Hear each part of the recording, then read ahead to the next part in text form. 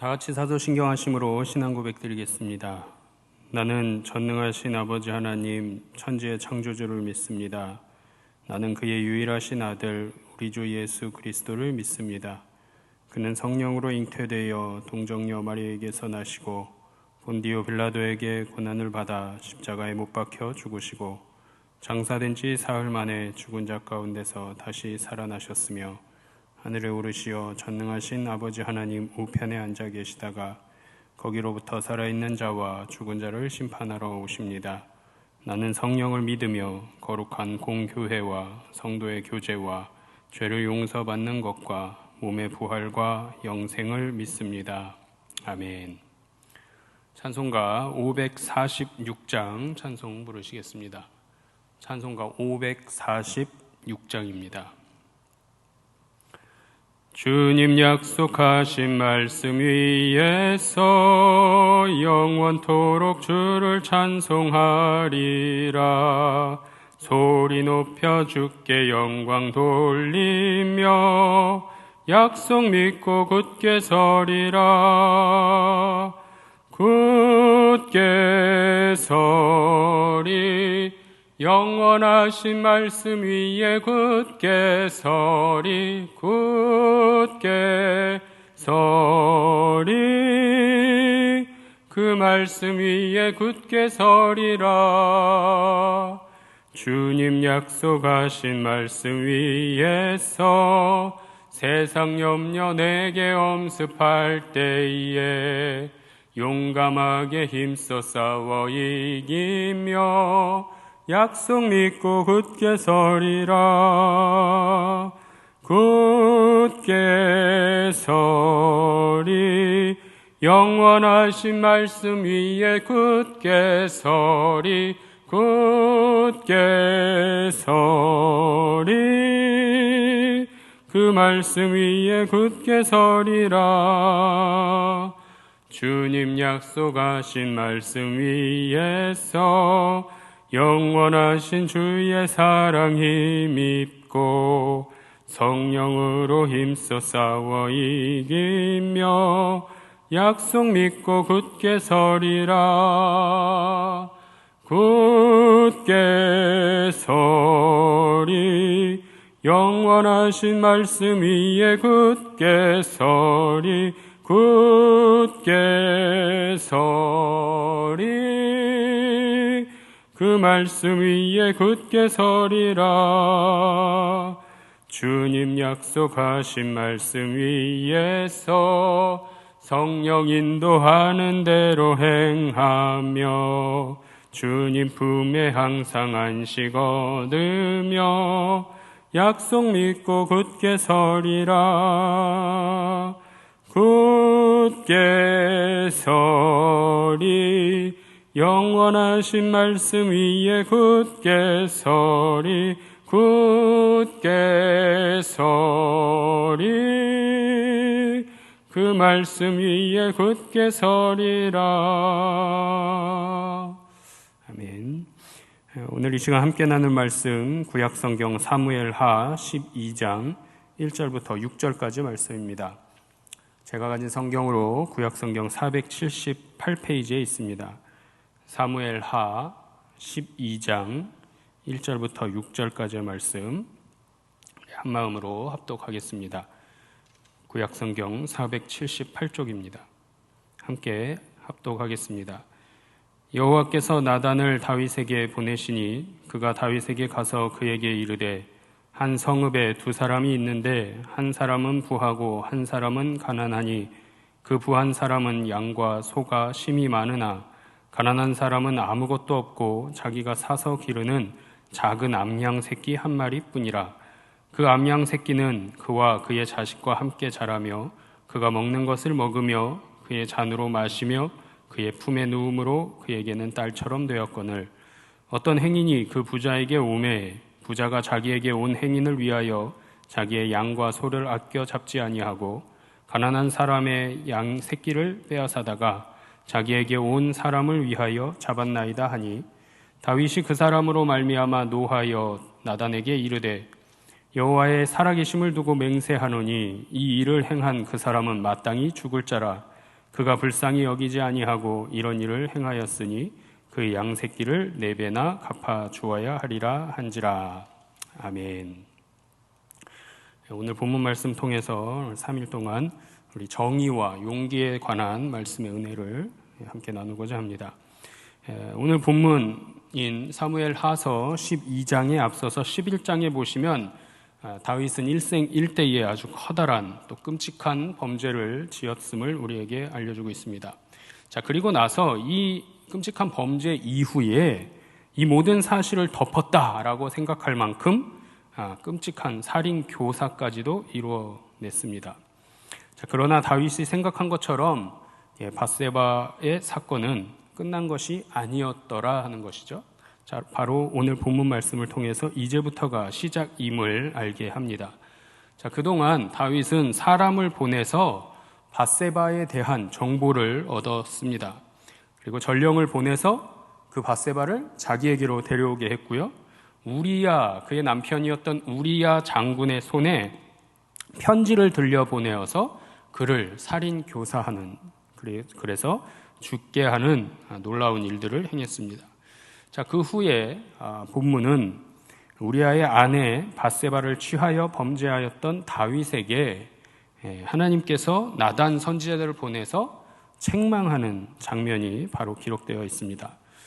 특별하게 왕이었던 다윗의 신분을 두려워하지 않고 그에게 목숨을 걸고 다윗의 범죄에 대해서 하나님의 진노를, 하나님의 징계를 전했던 용기가 담겨져 있는, 용기가 담겨 드러나는 본문이 바로 오늘 함께 읽으셨던 사무엘하 12장 말씀이 되겠습니다. 먼저 오늘 읽으셨던 1절부터 6절까지의 말씀에서 우리가 하나님의 말씀을 대언한 나단 선지자의 용기에 대해서 다시 한번 상고해 보기를 소망합니다. 이 선지자인 나단의 이름의 뜻은요, 양심 혹은 주는 자라는 이름의 뜻이 담겨져 있고요. 사무엘이 사사로 활동했던 이스라엘 역사에는 그 사무엘을 마지막으로 이제는 왕정 제도가 시작됩니다. 통일 왕국 시대가 시작되죠.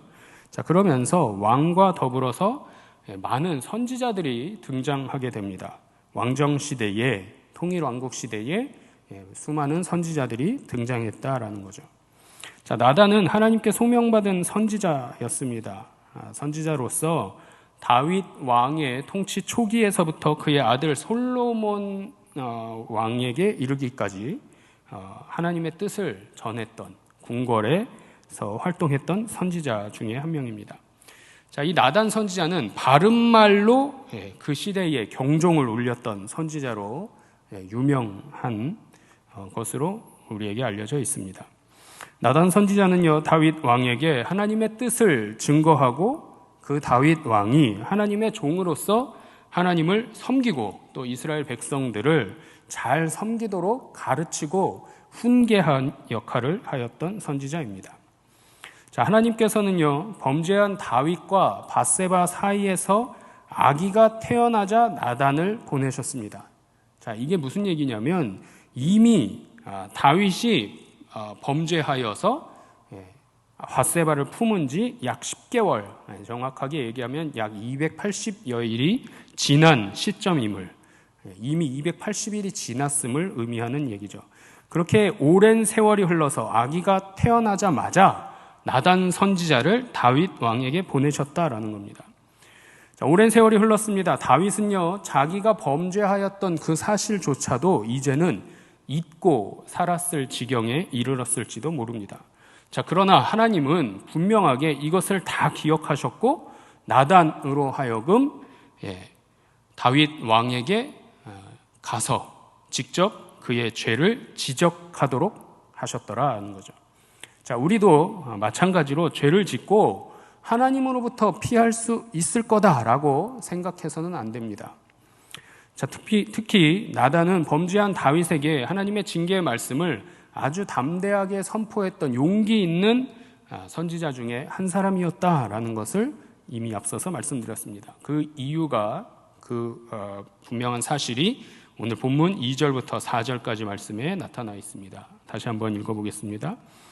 그 부한 사람은 양과 소가 심히 많으나 가난한 사람은 아무것도 없고 자기가 사서 기르는 작은 암양 새끼 한 마리뿐이라.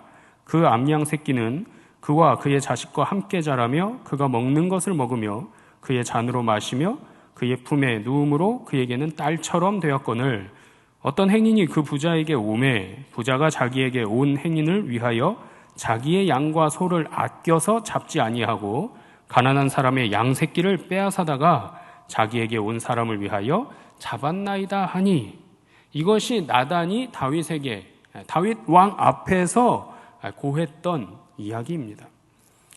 다윗이 범죄한 뒤 오랜 시간이 지나서 다윗이 스스로 자기가 범죄하였음을 큰 죄를 지었음을 인식하지 못하고 있을 때에 부자가 가난한 자의 새끼 암양을 불의하게 취하였다라는 이 비유의 말씀을, 비유의 내용을, 비유의 이야기를 통해서 우리아의 아내를 빼앗았던 다윗의 죄를 책망하는 장면이 바로 오늘의 본문의 장면입니다.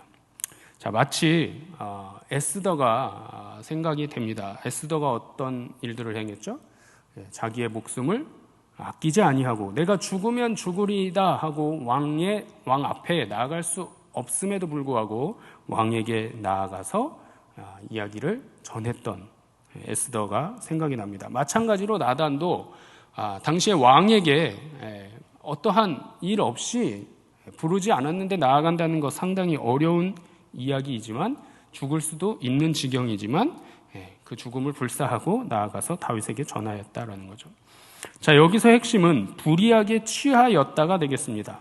원문에 보시면 이 불의하게 취하였다라는 것을 라카흐라고 기록하고 있는데요. 이 라카흐는 강탈했다라는 뜻이 되겠습니다. 불의하게 취했다는 것은 강탈했다라는 것은 막 억지로 빼앗았다라는 얘기입니다. 자, 이렇게 전한 나단의 비유는요, 매우 지혜로운 전달 방법이었습니다. 다윗이 간접적으로는 자신의 행동을 판단할 수 있도록 도움을 주었다라는 얘기가 되겠습니다. 무감각해진 죄에 무뎌진 다윗의 양심이었지만 이 이야기를, 이 비유의 이야기들을 듣고 다윗은 양심에 찔리게 되고요. 하나님을 떠났던 생활에 마침내 종지부를 찍게 됩니다. 나단은 자신의 사사로운 감정으로 다윗을 질책하지 않았고요. 살아있는 하나님의 말씀을 가지고 경책하는 모습을 오늘 본문 가운데 보여주고 있습니다. 다윗은 자신의 입으로 이 일을 행한 사람은 마땅히 죽을 자라 사형을 선고합니다. 나아가서 빼앗은 양 새끼를 4배나 갚아 주어야 한다라고 판결까지 내렸습니다. 4배의 배상은요, 율법의 보상 규정에 따른 판결이 되겠습니다. 출애굽기에 보시면 출애굽할 때에 모세가 판결할 때에도 4배의 배상을 이야기하고 있죠. 마찬가지로 이 사건으로 인해서 다윗과 바세바 그리고 그 사이에 태어난 자녀 때문에 이후에 다윗의 아들 중에 4명이 죽은 일들이 일어납니다. 여기에 대해서 성경학자들 중에 일부는 마치 일종의 4배의 배상이다라고 해석하는 학자들도 있습니다. 나단 선지자의 용기는 다윗이 스스로 판단할 수 있도록 길을 열어 주었음을 우리 성도님들 모두가 기억할 수 있기를 소망합니다. 말씀을 정리해 보겠습니다. 오늘 말씀을 통해서 또 나단 선지자의 용기를 통해서 우리 몇 가지 질문을 던져보기를 원합니다. 나는 사람을 두려워하는 사람인가? 아니면 하나님을 두려워하는 사람인가? 또 한 가지는 나는 사람들이 듣기 좋아하는 말을 하는 사람인가? 아니면 하나님께서 원하시는 말을 하는 사람인가? 누군가의 말씀을 용기 있게 따르는 것은요, 그 사람을 믿는다라는 증거가 되겠습니다. 하나님을 믿는다고 매일같이 고백하고 다짐하는 사람들의 모습 뒤에는 하나님의 말씀을 따르는 용기가 있어야 된다라는 거죠. 오늘 함께 기도하실 때에 나에게도 이 용기를 주옵소서. 기도하시는 우리 성도님들 모두가 되시기를 주님의 이름으로 축원합니다. 기도하겠습니다. 사랑과 긍휼이 풍성하신 하나님, 주님을 믿는다고 하면서도 용기 있게 따르고 있는지 또 우리 각자의 마음을 점검해 봅니다. 오늘 하루 기도할 때에 하나님의 말씀을 따르는 자녀들 될 수 있도록 붙들어 주시고 응답해 주시옵소서. 이 모든 말씀 우리 주 예수 그리스도의 이름으로 기도드리옵나이다. 아멘. 하늘에 계신 우리 아버지, 아버지의 이름을 거룩하게 하시며 아버지의 나라가 오게 하시며 아버지의 뜻이 하늘에서와 같이 땅에서도 이루어지게 하소서. 오늘 우리에게 일용할 양식을 주시고 우리가 우리에게 잘못한 사람을 용서하여 준 것 같이 우리 죄를 용서하여 주시고 우리를 시험에 빠지지 않게 하시고 악에서 구하소서. 나라와 권능과 영광이 영원히 아버지의 것입니다. 아멘.